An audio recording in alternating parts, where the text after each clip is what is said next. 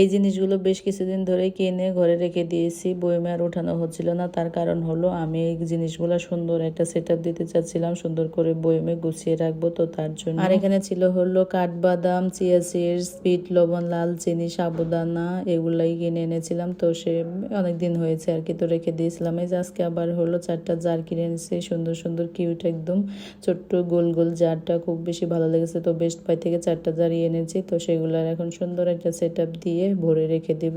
তো সবগুলোর জন্য বিবর্ত আবার বলতেছিলাম যে এগুলোর নামগুলো লেখো সুন্দর করে, তো একটা কাগজে লিখে দিচ্ছি। আর এই কাজটা করতে করতে আমার একটা কথা মনে পড়ে গেলাম, যখন বিয়ে হয়ে প্রথম বাসায় আসি তখন হলো বাসায় এসে দেখি যে আমার শ্বশুর মশাই রান্নাঘরের সমস্ত মশলাদানিতে সুন্দর করে নাম লিখে রেখেছেন, সবগুলো বয়মে আর কি।